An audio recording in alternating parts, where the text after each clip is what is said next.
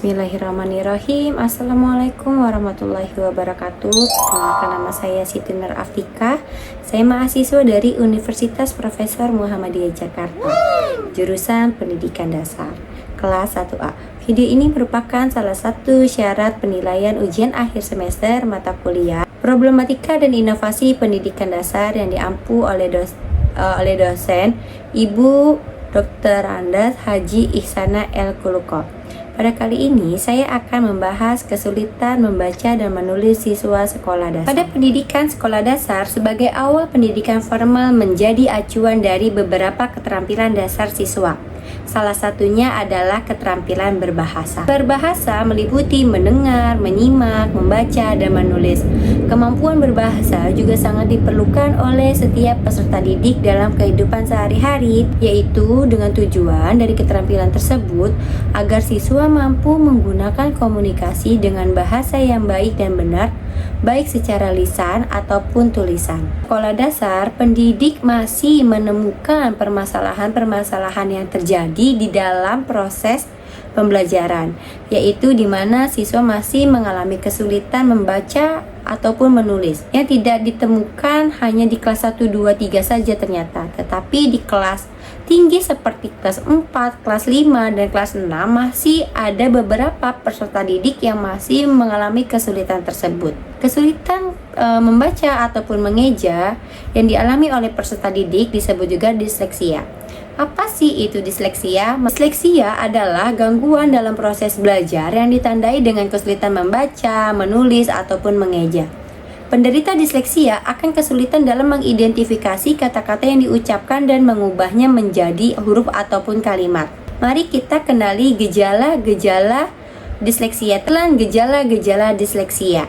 Yang pertama, daya ingat jangka pendek yang dimiliki oleh anak tersebut. Yang kedua, kesulitan dalam mengingat sesuatu.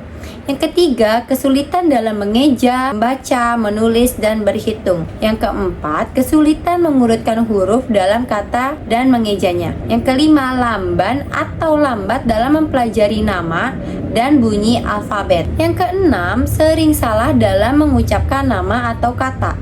Yang ketujuh, perkembangan bicara yang lebih lambat dibandingkan anak-anak seusianya. Yang kedelapan, anak-anak yang mengalami gejala disleksia akan sulit dalam membedakan huruf-huruf tertentu saat menulisnya. Misalnya huruf B dengan huruf D, huruf M dengan huruf W, ataupun huruf P dengan huruf Q. Yang terakhir, anak yang mengalami disleksia sering menulisnya terbalik. Misalnya, seorang pendidik mengejakan atau mendiktekan huruf PIT. Ketika kita ejakan PIT, anak yang mengalami disleksia akan menemukan kesulitan. PIT, huruf apa yang akan dia tulis? Ternyata yang dia tulis itu bukan huruf PIT, tetapi PIP. Sebagai seorang pendidik, kita tidak dapat langsung menilai anak tersebut itu mengalami kesulitan belajar membaca dan menulis. Kita perlu adanya diagnosa disleksia tersebut. Nah, mari kita cari tahu diagnosa disleksia tersebut dengan mempertimbangkan beberapa faktor, riwayat kesehatan serta perkembangan dan pendidikan anak. Yang kedua, tes psikologi. Biasanya tes psikologi ini dilakukan oleh yang ahlinya seperti dokter. Yang ketiga, tes akademis. Yang keempat, situasi kondisi di dalam rumah. Setelah kita membahas tentang gejala-gejala dan bagaimana cara kita mendiagnosa anak tersebut disleksia, mari kita bahas faktor-faktor yang mempengaruhi anak tersebut disleksia. Pada kali ini saya akan membahas 3 faktor. Yang pertama, faktor biologis. Sejumlah penelitian meyakini disleksia merupakan akibat dari penyimpangan fungsi bagian-bagian otak. Tidak hanya itu, faktor genetik juga diperkirakan turut berperan. Penelitian mengungkapkan 50% atau lebih anak disleksia memiliki riwayat orang tua yang disleksia, atau yang bisa juga kita sebut dengan faktor keturunan.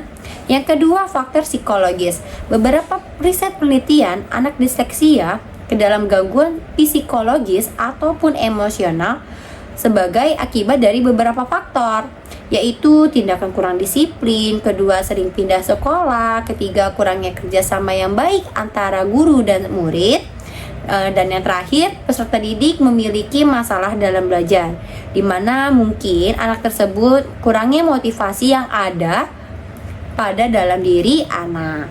Faktor yang ketiga adalah faktor pendidikan. Sebagai seorang pendidik, mengajarkan peserta didik yang mengalami disleksia dengan cara metode Whole-Word, yaitu mengajarkan kata-kata sebagai satu kesatuan daripada mengajarkan kata sebagai bunyi atau tulisan. Salah satu gejala-gejala anak disleksia yaitu anak disleksia akan mengalami kesulitan membedakan huruf B dan D. Nah, maka sebagai seorang pendidik, kita meminta anak tersebut menuliskan huruf B dengan ukuran yang besar sambil meminta anak mengucapkan huruf alur B tersebut. Nah, upaya mengobati anak disleksia ada 3 cara, yaitu metode multisensori. Kedua, membaca sejak dini. Itu perlunya adanya kerjasama yang baik antara guru dan peran orang tua, di mana peran orang tua membantu anak peserta didik untuk mengulang kembali pembelajaran yang sudah diajarkan oleh guru. Yang kedua, bisa juga dengan cara mengajarkan anak membaca ataupun mengenal huruf-huruf alfabet secara perlahan-perlahan. Yang tadinya membaca hanya satu huruf, ditingkatkan menjadi satu kalimat, ditingkatkan lagi menjadi satu paragraf. Itu secara step by step, atau bisa juga diajarkan dengan cara dikte di rumah. Itu untuk melancarkan ketika anak nanti di sekolah. Karena madrasah pertama adalah di rumah. Yang terakhir adalah metode yang bervariatif. Kita sebagai pendidik harus memiliki berbagai macam cara, baik media pembelajaran ataupun strategi-strategi yang bervariatif. Sekian informasi yang saya berikan tentang kesulitan belajar membaca, menulis ataupun mengeja yang kita sebut dengan disleksia. Semoga informasi yang saya berikan dapat bermanfaat bagi yang menonton ataupun yang mendengarkannya. Sekian, wabillahi taufiq wal hidayah. Wassalamualaikum warahmatullahi wabarakatuh.